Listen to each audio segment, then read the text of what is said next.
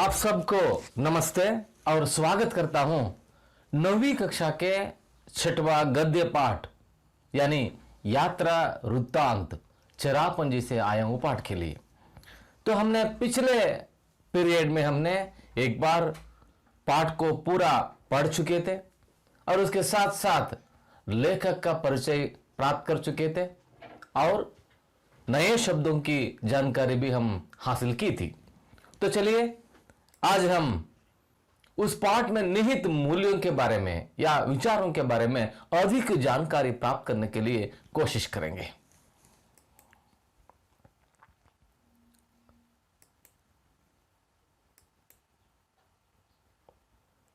मेघालय यानी बादलों का घर।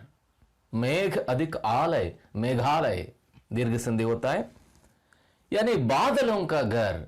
अंदरे यानी अंदरे बादलों का घर, बादल ಮೋಡಗಳ ಮನೆ घर। ಮೇಘ ಬಾದಲ್ ಮೋಡ, ಆಲಯ ಘರ್ ಮನೆ, ಮೋಡಗಳ ಮನೆ ಅಂದ್ರೆ ಹೆಚ್ಚು ದಟ್ಟವಾಗಿ ಮೋಡಗಳು ಅಲ್ಲಿ ಮೇಳೈಸೋದ್ರಿಂದ ಆ ಮೇಘಾಲಯವನ್ನ ಏನಂತ ಕರೀತಾರೆ, ಅದನ್ನ ಮೇಘಾಲಯ ಅಂತಾನೆ ಕರೀತಾರೆ। ಮೋಡಗಳು ದಟ್ಟೋದ್ರಿಂದ ಅವರ ಅನ್ವರ್ಥಕವಾಗಿ ಮೇಘಾಲಯ ಅನ್ನುವಂಥ ಹೆಸರು ಅದಕ್ಕೆ ಬಂದಿದೆ। ನಾವು ಅಲ್ಲಿ ಚಿತ್ರದಲ್ಲಿ ಗಮನಿಸಬಹುದು, ಮಾಮೂಲಿಯಾಗಿ ನಾವು ನೋಡುವ ದೃಶ್ಯಕ್ಕಿಂತ ಸ್ವಲ್ಪ ಭಿನ್ನವಾಗಿ ಕಾಣೋದನ್ನ ನಾವು ನೋಡ್ತೀವಿ। ಎಲ್ಲೆಲ್ಲೂ ಕೂಡ ಮಂಜು ಆವರಿಸಿದೆ, ಮೋಡಗಳು ಕೈಗೆ ಸಿಗ್ತವೇನೋ ಅನ್ನುವಷ್ಟರ ಮಟ್ಟಿಗೆ ಹತ್ತಿರದಲ್ಲೇ ತೊರೆನಾಡೋದನ್ನ ಗಮನಿಸ್ತಾ ಇದ್ದೀವಿ। ಅದು ಮೇಘಾಲಯ, ನಮ್ಮ ಭಾರತದ ಈ ತುದಿನಲ್ಲಿ ಕಾಣಿಸುತ್ತಲ್ಲ, ಅಲ್ಲಿ ನಾವು ಒಂದು ಆರೋ ಮಾರ್ಕ್ ಹಾಕಿದ್ವಲ್ಲ, ಅದು ಮೇಘಾಲಯ ರಾಜ್ಯದ ಸಣ್ಣ ಒಂದು ಪ್ರತೀಕವಾಗಿರುವಂಥದ್ದು। और मेघालय की राजधानी ಶಿಲಾಂಗ್। ಈ ಮೇಘಾಲಯದ ರಾಜಧಾನಿ ಯಾವುದಪ್ಪ ಅಂದ್ರೆ ಶಿಲಾಂಗ್, ಅದೊಂದು ಊರ ಹೆಸರು। ಹೇಗೆ ಕರ್ನಾಟಕಕ್ಕೆ ಬೆಂಗಳೂರು ರಾಜಧಾನಿಯೋ ಹಾಗೆ ಮೇಘಾಲಯಕ್ಕೆ ಶಿಲಾಂಗ್ ಅನ್ನುವಂಥ ಊರು ರಾಜಧಾನಿಯಾಗಿದೆ। ಏಕ್ ಹರಾ ಭರಾ ಪರ್ವತೀಯ ನಗರ್। ಈ ಸಿಟಿ ಒಂದೊಂದು ಭೌಗೋಳಿಕ ಕ್ಷೇತ್ರಕ್ಕೆ ಅಲ್ಲಿನ ಗುಣ ವಿಶೇಷಗಳನ್ನು ಆಧರಿಸಿ ಆಯಾ ನಗರಗಳಿಗೆ ವಿಶಿಷ್ಟವಾದಂತಹ ಹೆಸರನ್ನು ಕೊಡುವಂಥದ್ದು ಒಂದು ಪ್ರತೀಕ। ಉದಾಹರಣೆಗೆ ಬೆಂಗಳೂರನ್ನ ಏನಂತ ಕರೀತಾರೆ, ಗಾರ್ಡನ್ ಸಿಟಿ ಅಂತ ಕರೀತಾರೆ। ಕಾರಣ ಏನಪ್ಪಾ ಅಂದ್ರೆ ಆ ಬೆಂಗಳೂರಿನಾದ್ಯಂತ ಹೆಚ್ಚು ಹೆಚ್ಚು ಉದ್ಯಾನವನಗಳು ಇರೋದ್ರಿಂದ ಅಂತ। ಅಥವಾ ಏರ್ ಕಂಡೀಷನ್ ಸಿಟಿ ಅಂತಲೂ ಕೂಡ ಬೆಂಗಳೂರನ್ನ ಕರೀತಾರೆ। ಹಾಗೆ ಈ ಶಿಲಾಂಗ್ ಇದೆಯಲ್ಲ, ಇದು ಏಕ ಹರಾಭರ ಹಸಿರಿನಿಂದ ತುಂಬಿದ ಪರ್ವತೀಯ ನಗರ ಹೇ। ಪರ್ವತೀಯ ಪರ್ವತಗಳನ್ನು ಒಳಗೊಂಡಂತ ಬೆಟ್ಟ ಗುಡ್ಡಗಳ ನಗರವಾಗಿದೆ। ಈ ಕಡೆ ದಕ್ಷಿಣ ಭಾರತದ ನಮಗೆ ಉತ್ತರ ಭಾರತದ ಆ ಪ್ರಾಕೃತಿಕ ಸೊಬಗು ವಿಭಿನ್ನವಾಗಿ ಕಾಣಿಸುತ್ತೆ। ಕಾರಣ ಏನಪ್ಪಾ ಅಂದ್ರೆ ನಾವೆಲ್ಲ ದಖನ್ ಪ್ರಸ್ಥಭೂಮಿ ಅಂದ್ರೆ ದಕ್ಷಿಣದ ಪ್ರಸ್ಥಭೂಮಿಯಲ್ಲಿ ಇದ್ದೀವಿ। ಈ ಪ್ರಸ್ಥಭೂಮಿ ಬಹುತೇಕ ಸಮತಟ್ಟಾಗಿದೆ, ಕೆಲವು ಭಾಗವನ್ನು ಹೊರತುಪಡಿಸಿ। ಉದಾಹರಣೆಗೆ ಕರ್ನಾಟಕದ ಮಲೆನಾಡು ಏನು ಸಹ್ಯಾದ್ರಿಯ ಬೆಟ್ಟ ಪ್ರದೇಶ ಇದೆಯಲ್ಲ, ಆ ಬೆಟ್ಟ ಪ್ರದೇಶವನ್ನು ಬಿಟ್ಟು ಉಳಿದಂತೆಲ್ಲವೂ ಕೂಡ ಸಮತಟ್ಟಾಗಿ ನಾವು ನೋಡ್ತೀವಿ। ಆದರೆ ವಿಶೇಷವಾಗಿ ಉತ್ತರ ಭಾರತದಲ್ಲಿ ಅದರಲ್ಲೂ ಕೂಡ ಹಿಮಾಲಯದ ತಪ್ಪಲಲ್ಲಿರುವಂಥ ರಾಜ್ಯಗಳು ಇವೆಯಲ್ಲ, ಜಮ್ಮು ಕಾಶ್ಮೀರ ಇರ್ಬೋದು, ಮಿಜೋರಾಂ ಇರ್ಬೋದು, ಇವೆಲ್ಲವೂ ಕೂಡ ಪರ್ವತೀಯ ಪ್ರದೇಶಗಳಿಂದನೇ ಆಗಿರುವಂಥದ್ದು। ಹಾಗೇನೆ ಇದು ಕೂಡ ಪರ್ವತೀಯ ನಗರ। ಜಹಾ ಹರ್ ವಕ್ತ್ ಬಾದಲ್ ಉಮಡ್ತೆ ಘುಮಡ್ತೆ ರಹತೆ ಹೈ। ಜಹಾ ಅಲ್ಲಿ ಹರ್ ವಕ್ತ್ ಎಲ್ಲ ಸಂದರ್ಭದಲ್ಲೂ ಕೂಡ ಬಾದಲ್ ಮೋಡಗಳು ಉಮಡತೆ ಘುಮಡತೆ ರಹತೆ ಹೈ। ಉಮಡತೆ ಘುಮಡತೆ ಅಂತ ಹೇಳಿದ್ರೆ ಗುಡುಗುವುದು, ಮಿಂಚುವುದು, ಅಥವಾ ಅವುಗಳು ನಾವು ಮಳೆಗಾಲದಲ್ಲಿ ನೋಡ್ತೀವಲ್ಲ ನಮ್ಮ ಭಾಗದಲ್ಲಿ, ನಮ್ಮ ಈ ಕಡೆ ದಕ್ಷಿಣ ಪ್ರಸ್ಥಭೂಮಿನಲ್ಲಿ ಮಳೆಗಾಲ, ಬೇಸಿಗೆ ಕಾಲ, ಚಳಿಗಾಲ ಅಂತ ನಾವು 3 ಭಾಗಗಳನ್ನಾಗಿ ವಿಂಗಡಿಸ್ಬಿಡ್ಬೋದು। ಮಳೆಗಾಲದಲ್ಲಿ ಮಾತ್ರ, ಅದರಲ್ಲೂ ಮುಂಗಾರಿನಲ್ಲಿ ಮಾತ್ರ ನಾವು ಈ ಮೋಡಗಳ ಗುಡುಗು ಸಿಡಿಲುಗಳ ಆರ್ಭಟವನ್ನು ನಾವು ಕಾಣ್ತೇವೆ। ಆದರೆ ಮೇಘಾಲಯದಲ್ಲಿ ಹರ್ ವಕ್ತ್ ಯಾವಾಗಲೂ ಕೂಡ ಅದನ್ನು ನಮಗೆ ನಂಬಲಿಕ್ಕೆ ಸಾಧ್ಯ ಆಗೋದಿಲ್ಲ। 364 ದಿನವೂ ಕೂಡ ಅಲ್ಲಿ ಬೇಸಿಗೆ ಕಾಲ, ಚಳಿಗಾಲ ಅಂತ ಇಲ್ವೇ ಇಲ್ಲ, ಅದು ಪೂರ್ತಿ ಮಳೆಗಾಲವೇ ವರ್ಷ ಪೂರ್ತಿ ಅಂತಹ ಒಂದು ವಾತಾವರಣವನ್ನು ನೋಡ್ತೀವಿ।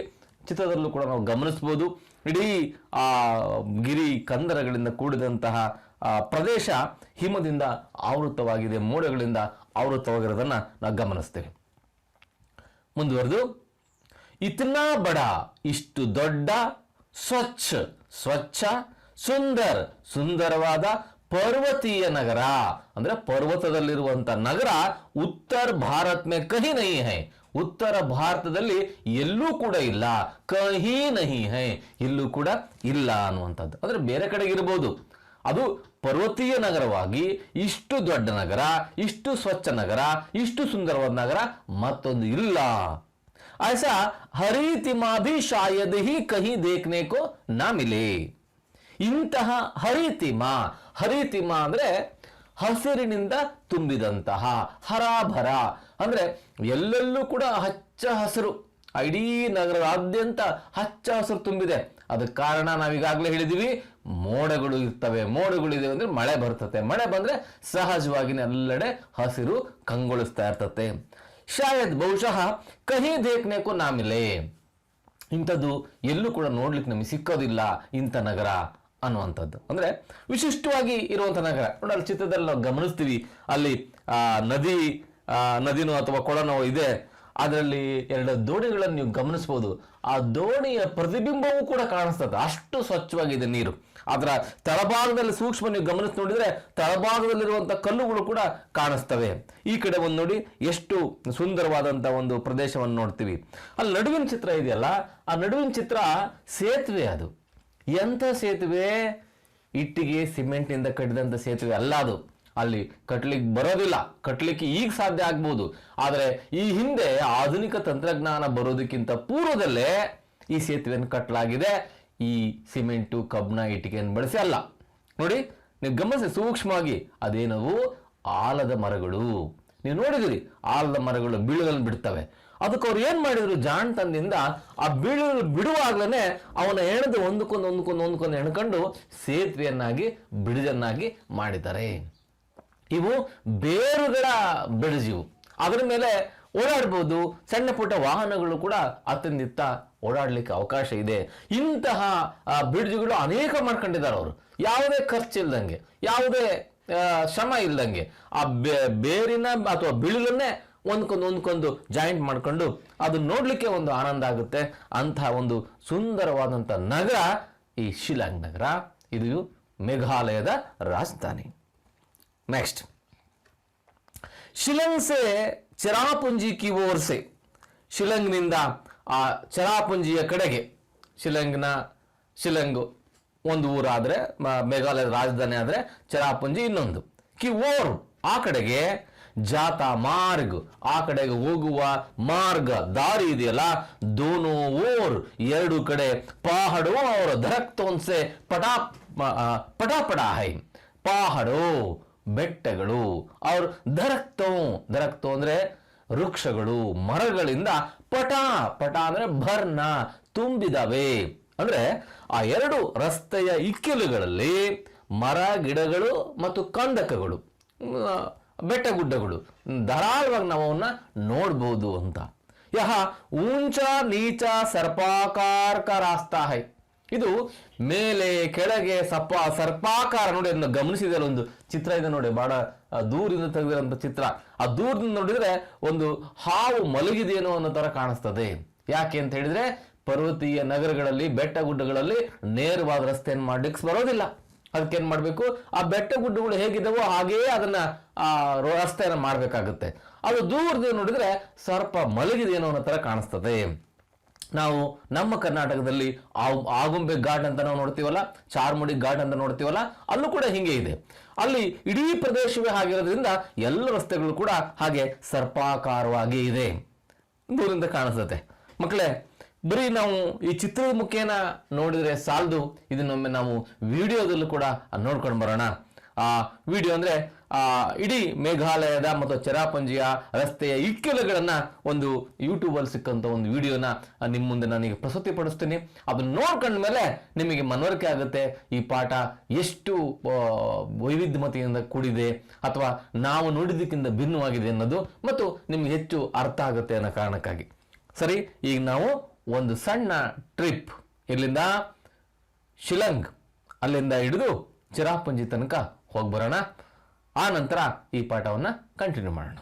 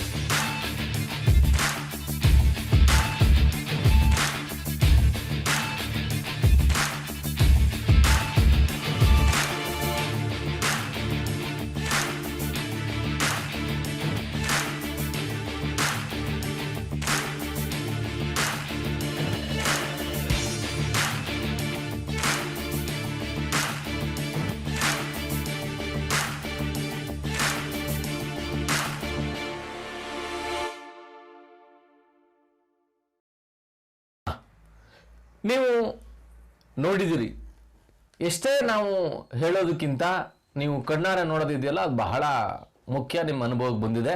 ಸೊ ಅಲ್ಲಿನ ದೃಶ್ಯಾವಳಿಗಳನ್ನು ನೀವು ನೋಡ್ಕೊಂಡು ಬಂದಿದ್ದೀರಿ. ಈಗ ನಾವು ಪಾಠವನ್ನು ಮುಂದುವರ್ಸೋಣ. ಈಗ ನಿಮಗೆ ಹೆಚ್ಚು ಅರ್ಥ ಆಗುತ್ತೆ ಅಂತ ಭಾವಿಸಿದ್ದೇನೆ. ರಾಸ್ತೆ ಕೋ ಪಾರ್ ಕರ್ತೆ ಹುಯೆ ದಿಖಾಯಿ ಪಡ್ತೆ ಹೈ ಬಾದಲ್. ದಾರಿಯನ್ನು ರಾಸ್ತೆ ಕೋ ಪಾರ್ ಕರ್ತೆ ಹುಯೆ ದಾಟಬೇಕಾದ್ರೆ ದಿಖಾಯಿ ಪಡ್ತೆ ಕಾಣಿಸ್ತವೆ. ಏನು?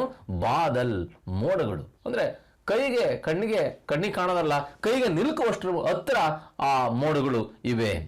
ಬಹತಿ ಹೈ ಸುಹಾನಿ ಹವಾ, ಬಹತಿ ಹೈ ಬೀಸ್ತಾ ಇದೆ, ಸುಹಾನಿ ಸ್ವಚ್ಛವಾದ ಸುಂದರವಾದ ಹವಾ, ಗಾಳಿ, ತಂಪನೆಯ ಗಾಳಿ. ನಮ್ಮ ಭಾಗದಲ್ಲಿ ಬಿಸಿಲು ಹೆಚ್ಚಾಗಿ ಹವಾಮಾನದಲ್ಲೂ ಕೂಡ ಉಷ್ಣಾಂಶ ಜಾಸ್ತಿ ಆದಾಗ ಏನಾಗುತ್ತೆ, ಗಾಳಿಯು ಕೂಡ ಬಿಸಿ ಇರುತ್ತೆ. ಆ ಬಿಸಿ ಗಾಳಿ ಮೈ ತಾಗಿದ್ರೆ ಹಿತ ಆಗೋದ್ರ ಬದಲಿಯಾಗಿ ಉರಿ ಆಗುವ ಸಾಧ್ಯತೆ ಇದೆ. ಆದರೆ ಅಲ್ಲಿ ಎಲ್ಲ ಕಡೆಗೂ ಮೋಡಗಳೇ ಇರೋದ್ರಿಂದ ಆ ಮಳೆಯ ತಂಪಾದ ಗಾಳಿ ನಮಗೆ ಒಂದಿಷ್ಟು ತಾಕಿದ್ರು ಸಾಕು, ಮನಸ್ಸಿಗೆ ಒಂಥರದ ಆಹ್ಲಾದಕರ ಭಾವನೆ ಮೂಡುತ್ತೆ. ಕಭಿ ಕಭಿ ಹೋ ಜಾತಿ ಹೈ ಬೂಂದಾ ಬಾಂದಿ, ಕಭಿ ಕಭಿ ಒಮ್ಮೊಮ್ಮೆ ಹೋ ಜಾತೆ ಆಗುತ್ತದೆ ಬೂಂದಾ ಬಾಂದಿ. ಬೂಂದಾ ಬಾಂದಿ ಅಂದ್ರೆ ಬೂಂದ್ ಅಂದ್ರೆ ಹನಿ, ಬೂಂದಾ ಬಾಂದಿ ಅಂದ್ರೆ ಹನಿ ಹನಿ ಸುರಿಯೋದು, ಮಳೆ ಬರೋದು ಅಂತ. ಅಂದ್ರೆ ನಮ್ಮ ಹಾಗೆ ಅವರು ಮಳೆಗಾಗಿ ಮಳೆಗಾಲಕ್ಕಾಗಿನೇ ಕಾಯ್ಬೇಕಾಗಿಲ್ಲ. ಅವರು ಯಾವಾಗಲೂ ಕೂಡ ಮಳೆ ಒಂದು ಅರ್ಧ ಗಂಟೆ ಒಳಗಡೆನೆ ವ್ಯತ್ಯಾಸ ಆಗ್ಬಿಡ್ತತೆ. ಮಳೆ ಅರ್ಧ ಗಂಟೆ ಒಳಗಡೆನೆ ಬಿಸಿಲು ಬರ್ತತೆ, ಮಳೆನೂ ಬರ್ತತೆ, ಹಿಮನೂ ಕೂಡ ಬರ್ತತೆ. ನೋಡಿ ಎಂಥ ಸುಂದರವಾದಂಥ ಒಂದು ದೃಶ್ಯವನ್ನ ನಾವಲ್ಲ ಚಿತ್ರದಲ್ಲಿ ಕಾಣಿಸ್ಬೋದು. ಅತ್ಯಂತ ಸ್ವಚ್ಛವಾಗಿ, ಇಲ್ಲೂ ಕೂಡ ಸ್ವಚ್ಛವಾಗಿ ಕಾಣಿಸ್ತಾ ಇದೆ. ಇಲ್ಲಿ ನೂರಾರು ಸಣ್ಣ ಪುಟ್ಟ ಜರಿಗಳಿದೆ, ಸುತ್ತ ಹಸಿರಿದೆ, ಆ ಕೊಳದ ನೀರು ಎಷ್ಟು ತಿಳಿಯಾಗಿದೆ ಅನ್ನುವಂಥದ್ದು. ಇಂಥ ರಮ್ಯ ಮನೋಹರವಾದಂತಹ ದೃಶ್ಯ ನೋಡ್ಲಿಕ್ಕೆ ಬಹುಶಃ ಇಲ್ಲಿ ಬಿಟ್ರೆ ಬೇರೆಲ್ಲೂ ಸಿಗ್ಲಿಕ್ಕೆ ಕಾಣೋದಿಲ್ಲ ನಮಗೆ ಅಂತ. ಮುಂದುವರೆದು, हमारी जीप शिलंग से 53 किलोमीटर दूर चिरापुंजी की ओर बढ़ रही है. ನಮ್ಮ ಜೀಪ್ ನೋಡಿ, ಅಲ್ಲೊಂದು ಚಿತ್ರ ಇದೆ, ಜೀಪ್ ಇದೆ. ಅಲ್ಲೊಂದು ಒಂದೊಂದು ಭಾಗದಲ್ಲಿ ಒಂದೊಂದು ವಾಹನಗಳು ಹೆಚ್ಚು ಪ್ರಖ್ಯಾತಿಯನ್ನು ಪಡೀತವೆ. ಹಾಗೆ ಇಲ್ಲಿ ಆ ಬೆಟ್ಟ ಗುಡ್ಡ ಪ್ರದೇಶಗಳಲ್ಲಿ ದೊಡ್ಡ ದೊಡ್ಡ ಬಸ್ಗಳೆಲ್ಲ ಹೋಗೋದಿಲ್ಲ. ಯಾರೇ ಪ್ರಯಾಣಿಕರು ಹೋದ್ರು ಚಿಕ್ಕ ಚಿಕ್ಕಗಳೆಲ್ಲ ಹೋಗಬೇಕು. ಅದಕ್ಕೆ ಈ ಜೀಪ್ಗಳನ್ನು ಅಲ್ಲಿ ಹೆಚ್ಚಾಗಿ ಬಳಸ್ತಾರೆ. ನಾವು ಆಗ್ಲೇ ನೀವು ಇದರಲ್ಲಿ ನೋಡಿದಾಗ, ವಿಡಿಯೋದಲ್ಲಿ ನೋಡಿದಾಗಲೂ ಕೂಡ ಈ ಜೀಪನ್ನು ನೀವು ಗಮನಿಸಿದಿರಲಿ. ಇಂಥ ಜೀಪ್ಗಳನ್ನು ನೀವು ಅಲ್ಲಿ ಗಮನಿಸಿದ್ರಿ. ಇಂಥ ಜೀಪ್ನಲ್ಲಿ ನಮ್ಮ ಲೇಖಕರು ಎಲ್ಲಿಂದ ಹೊಂಟರು? ಶಿಲಂಗ್ನಿಂದ 53 ಕಿಲೋಮೀಟರ್, 53 ಕಿಲೋಮೀಟರ್ ದೂರದಲ್ಲಿರುವಂತಹ ಚಿರಾಪುಂಜಿ ಕಿ ಓರ್, ಚಿರಾಪುಂಜಿಯ ಕಡೆಗೆ ಬಡ್ ರಹಿ ಹೈ, ಮುಂದುವರಿತಾ ಇದೆ ಜೀಪು.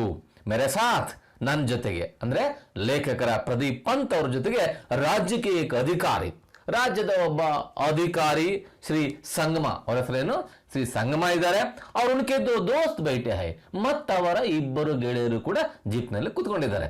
ಸಂಗಮ ಒಬ್ರು, ಅವರಿಬ್ಬರು ಗೆಳೆಯರು 3 ಜನ, ಲೇಖಕರು 4 ಜನ, ಬಹುಶಃ ಡ್ರೈವರ್ ಒಬ್ರು 5 ಜನ ಆ ಜೀಪ್ನಲ್ಲಿ ಇದ್ದಾರೆ ಅಂತ ನಾವು ಭಾವಿಸ್ಕೊಳ್ಳೋಣ.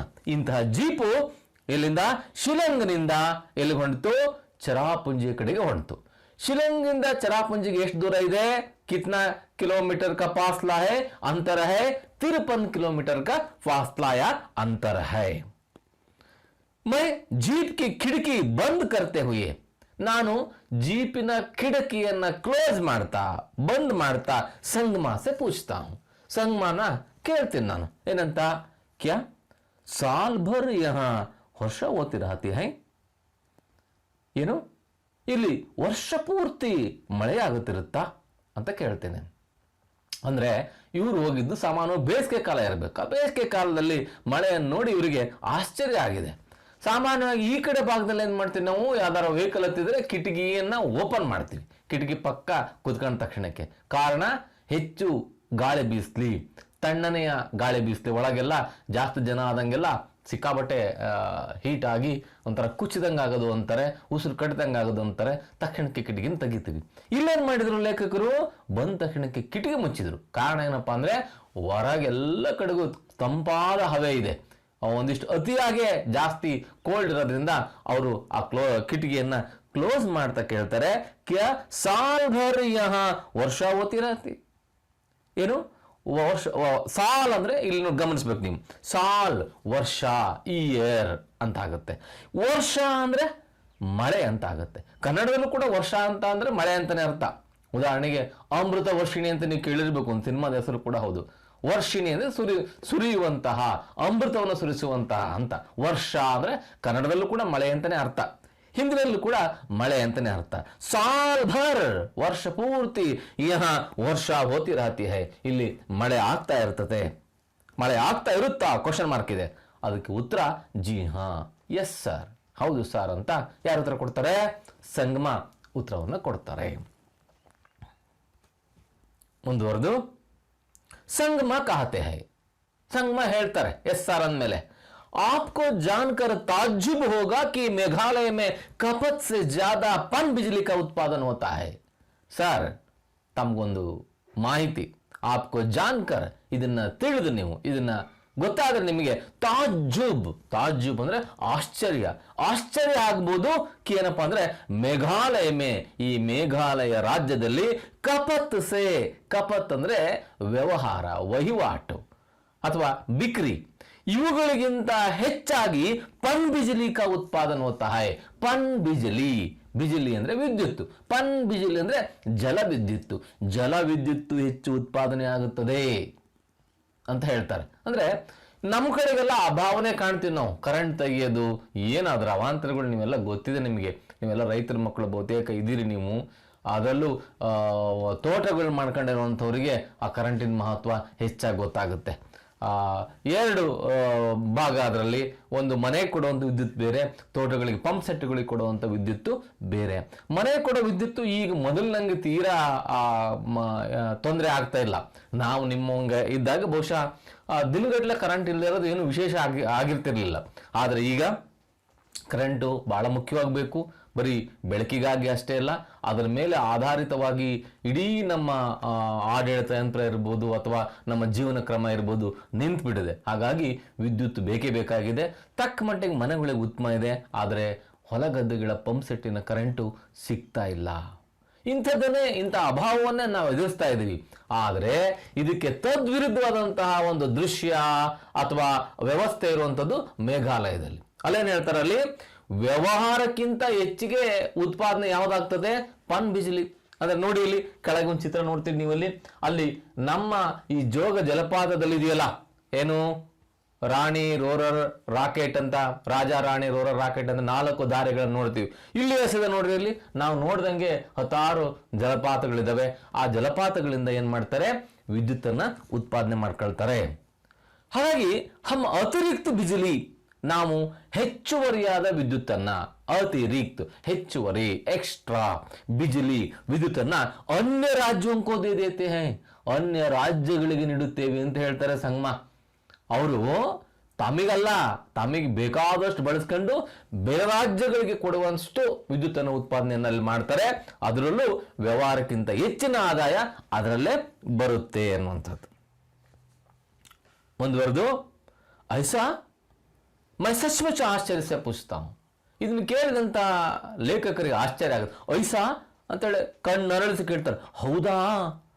ಮೈ ಸಚ್ಮುಚ್, ನಾನು ನಿಜವಾಗೂ ಕೂಡ ಆಶ್ಚರ್ಯ ಸೆ ಪೂಚ್ತಾ ಹೂಂ, ಆಶ್ಚರ್ಯದಿಂದ ಕೇಳ್ತೇನೆ. ಯಾಕೆ ಅಂತ ಹೇಳಿದ್ರೆ, ಈ ಭಾಗ ಅಥವಾ ಅಲ್ಲಿನ ಹೊರತುಪಡಿಸಿ ಬೇರೆ ರಾಜ್ಯಗಳಲ್ಲಿ ನಾವು ಇನ್ನು ಕಲ್ಪನೆ ಮಾಡ್ಕೊಳ್ಳೋಕ್ಕೂ ಸಾಧ್ಯ ಇಲ್ಲ ಕರೆಂಟ್ ಇಷ್ಟು ಮಟ್ಟಿಗೆ ಸಿಗುತ್ತೆ ಅಂತ ಹೇಳಿ. ಅವರು ಕರೆಂಟ್ ಜಾಸ್ತಿ ಆಗಿ ಬೇರೆ ರಾಜ್ಯಕ್ಕೆ ಕಳಿಸ್ತೀವಿ ಅಂತ ಹೇಳಿದಾಗ ಇವರಿಗೆ ಆಶ್ಚರ್ಯ ಆಗುತ್ತೆ. ಕಣ್ಣರಳಿಸಿ ಐಸಾ ಅಂತ ಕೇಳ್ತಾರೆ, ಹೀಗ ಅಂತ ಕೇಳ್ತಾರೆ.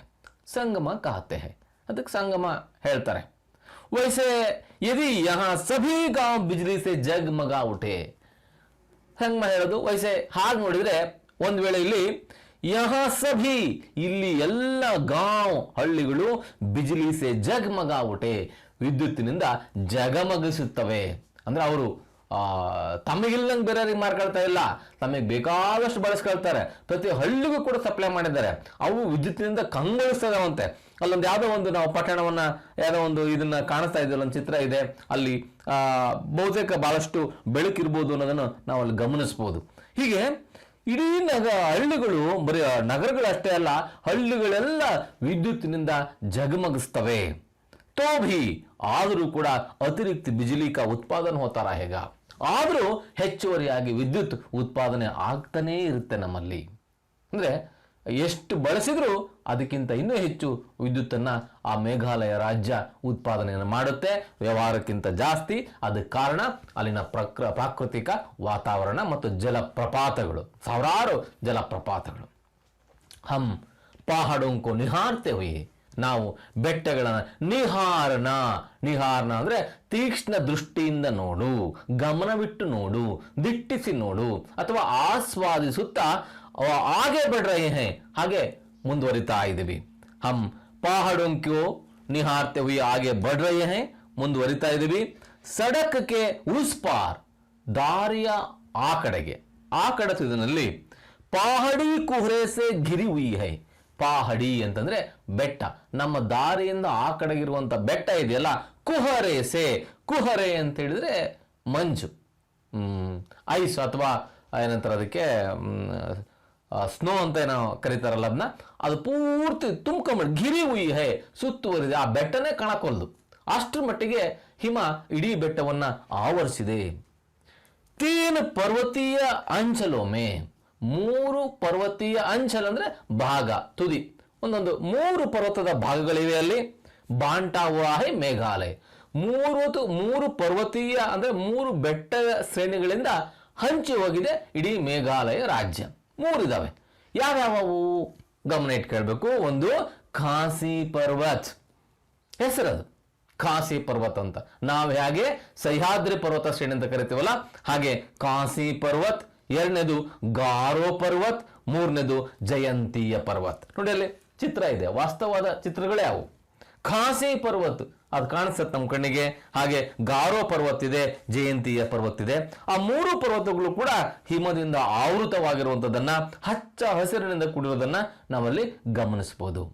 ಮೇಘಾಲಯ 3 पर्वतों से बांटा हुआ है, पर्वतीय अंचलों से बांटा हुआ है. वे कौन कौन से है? वे है एक पहला खांसी पर्वत, दूसरा गारो पर्वत और तीसरा जयंतीय पर्वत. ಅವನ್ನ ನಾವು ಗಮನಿಸೋಣಂತೆ. ಸದ್ಯಕ್ಕೆ ಈಗ ಇಷ್ಟು ಅಲ್ಲಿವರೆಗಿರಲಿ. ಮುಂದಿನ ಪಿರಿಯಡ್ನಲ್ಲಿ ಮುಂದಿನ ಅವಧಿಯಲ್ಲಿ ಈ ಪಾಠದ ಹೆಚ್ಚಿನ ಮಾಹಿತಿಯನ್ನು ಗಮನಿಸೋಣ. ಅಲ್ಲಿವರೆಗೂ ನಮಸ್ತೆ.